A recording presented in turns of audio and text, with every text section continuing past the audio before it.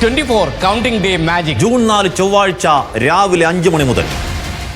ലോക്സഭാ തെരഞ്ഞെടുപ്പിന്റെ അന്തിമഘട്ട വോട്ടെടുപ്പ് നാളെയാണ്. പ്രധാനമന്ത്രി മത്സരിക്കുന്ന വാരാണസി അടക്കം 57 മണ്ഡലങ്ങളാണ് വിധിയെഴുതുക. ഇന്ന് നിശബ്ദ പ്രചാരണത്തിൻ്റെ ദിവസമാണ്. ആർ രാധാകൃഷ്ണൻ ഡൽഹിയിൽ നിന്നും മറ്റ് വിവരങ്ങളും അപ്ഡേറ്റ്സുമായി നമുക്കിപ്പോൾ മോർണിംഗ് ഷോയിൽ വരുന്നു. ഗുഡ് മോർണിംഗ് രാധാകൃഷ്ണൻ, വിവരങ്ങൾ.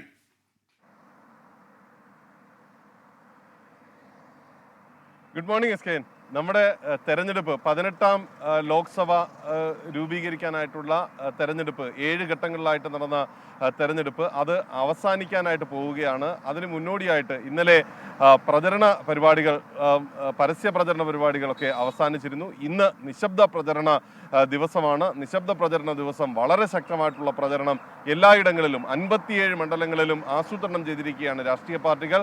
പ്രധാനപ്പെട്ട നേതാക്കന്മാരുടെ നേതൃത്വത്തിലുള്ള പ്രചരണ പരിപാടികളാണ് രാഷ്ട്രീയ പാർട്ടികൾ എല്ലായിടങ്ങളിലും ആസൂത്രണം ചെയ്തിരിക്കുന്നത്. കാരണം ഈ ഘട്ടം വളരെ നിർണായകമാണ് എന്നാണ് പല രാഷ്ട്രീയ പാർട്ടികളുടെയും വിലയിരുത്തൽ. ഇതനുസരിച്ച് ഭൂരിപക്ഷം സീറ്റുകളും ഈ ഘട്ടത്തിൽ നേടിയെടുക്കുക എന്നതാണ് അവരുടെ ലക്ഷ്യം. പ്രധാനമന്ത്രി മത്സരിക്കുന്ന വാരണാസിയാണ് തീർച്ചയായിട്ടും ശ്രദ്ധാകേന്ദ്രമായിട്ടുള്ളത്. പ്രധാനമന്ത്രിക്ക് വളരെ വലിയ ജനപിന്തുണ ഇവിടെ ലഭിക്കുന്നു എന്ന് BJPയും പ്രധാനമന്ത്രിയുടെ ജനപിന്തുണയ്ക്ക് വലിയ ഇടിവ് തട്ടി എന്നതിന് ഉദാഹരണം ഈ തെരഞ്ഞെടുപ്പിൽ ഉണ്ടാകുമെന്ന് ഇന്ത്യ മുന്നണിയും പറയുന്നുണ്ട്. ഇങ്ങനെയുള്ള ഒരു സാഹചര്യത്തിൽ വാരണാസിയിലെ ഫലം അത് വളരെ പ്രധാനപ്പെട്ടതായിരിക്കും. ഒപ്പം തന്നെയാണ് മറ്റ് ഇടങ്ങളിൽ നടക്കുന്ന തെരഞ്ഞെടുപ്പുകളുമായി ബന്ധപ്പെട്ടിട്ടുള്ള നടപടികൾ പൂർത്തിയാകുന്ന മുറയ്ക്ക് ഇന്ത്യ മുന്നണി ഡൽഹിയിൽ വിളിച്ചിട്ടുള്ള യോഗം. ആ യോഗത്തിൽ ഭാവി പരിപാടികൾ തീരുമാനിക്കും. 2-ാം തീയതി അരവിന്ദ് കെജ്രിവാളിന് ജയിലിലേക്ക് മടങ്ങേണ്ടതുണ്ട്. അങ്ങനെയുള്ള ഒരു സാഹചര്യത്തിൽ എന്തായിരിക്കണം പുതിയ നയപരിപാടികൾ, തന്ത്രങ്ങൾ എന്നതൊക്കെ ഒരു ധാരണയാക്കുക എന്നുള്ളതാണ് നാളത്തെ യോഗത്തിൻ്റെ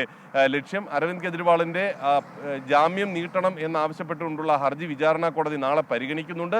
അദ്ദേഹത്തിന് ആശ്വാസം ലഭിക്കാത്ത പക്ഷം 7 ദിവസം കൂടി ജാമ്യം നീട്ടി നൽകണമെന്നാണ് അദ്ദേഹത്തിൻ്റെ അഭ്യർത്ഥന. അങ്ങനെ നീട്ടി നൽകാത്ത പക്ഷം അദ്ദേഹത്തിന് മടങ്ങേണ്ടി വരും. ഈ ഒരു സാഹചര്യത്തിൽ ആ യോഗവും നിർണായകമാണ്. പ്രധാനമന്ത്രി മടങ്ങിയെത്തിയതിനു ശേഷം അവലോകന യോഗം BJPയും വിളിച്ചിട്ടുണ്ട്. BJPയുടെ പാർലമെന്ററി ബോർഡ് അടക്കം ചേർന്നുകൊണ്ടാകും നിലവിലുള്ള സാഹചര്യങ്ങൾ വിലയിരുത്തുക. BJP ഇപ്പോൾ അവകാശപ്പെടുന്നത് ഇതിനകം തന്നെ അവർക്ക് ഭൂരിപക്ഷം നേടിയെടുക്കാൻ സാധിച്ചിട്ടുണ്ട് എന്നുള്ളതാണ്. അതിൻ്റെ തുടർച്ചയായിട്ടുള്ള സാഹചര്യങ്ങളും നിലവിലുള്ള രാഷ്ട്രീയ സാഹചര്യങ്ങളും ഒക്കെ വോട്ടെടുപ്പിന് ശേഷം അവലോകനം ചെയ്യുകയും പുതിയ തന്ത്രങ്ങൾ എന്തൊക്കെയാകണം എന്നതിനെ സംബന്ധിച്ചിട്ടുള്ള ആസൂത്രണം ഉണ്ടാക്കുകയും ചെയ്യും. നമുക്ക് മനസ്സിലാക്കാനായിട്ട് സാധിക്കുന്നത് തെരഞ്ഞെടുപ്പ് ആയിക്കഴിഞ്ഞാൽ ചില കക്ഷികളെ കൂടി BJPയുടെ ഭാഗമാക്കാൻ അല്ലെങ്കിൽ NDAയുടെ ഭാഗമാക്കാനായിട്ട് ഉള്ള ശ്രമം നടക്കുന്നു എന്നുള്ളതാണ്. ഡൽഹിയിൽ ഇതുമായി ബന്ധപ്പെട്ടിട്ട് കഴിഞ്ഞ ദിവസങ്ങളിൽ നടന്ന ചില നീക്കങ്ങൾ വളരെ പ്രധാനപ്പെട്ടതായുണ്ട്. അങ്ങനെ അത്യന്തം നാടകീയമായിട്ടുള്ള ഒരു തെരഞ്ഞെടുപ്പ് നടപടിക്രമങ്ങൾ അതിൻ്റെ ഒരു അന്തിമഘട്ടത്തിലേക്ക് നീങ്ങുന്ന ഒരു കാഴ്ചയാണ്.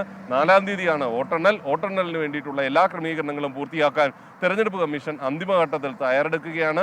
വേഗത്തിൽ ബലമെത്തിക്കാൻ വേണ്ടിയിട്ടുള്ള നടപടികൾ അടക്കമാണ് തെരഞ്ഞെടുപ്പ് കമ്മീഷൻ ആസൂത്രണം ചെയ്യുന്നത്. Okay, thank you Radhakrishnan. ഈ ബിജിത്ത് ബാംഗ്ലൂർ പറയുന്നു ആർക്കയുടെ ചിരി സൂപ്പറാണെന്ന്. ഇനിയിപ്പോൾ ഇതുകൾ എന്ത് വേണം? Okay, thank you Radhakrishnan. വിധി ദിനത്തിൽ 24 മാജിക് ജൂൺ 4-ാം തീയതി ചൊവ്വാഴ്ച രാവിലെ 5 മണി മുതൽ 24-ൽ.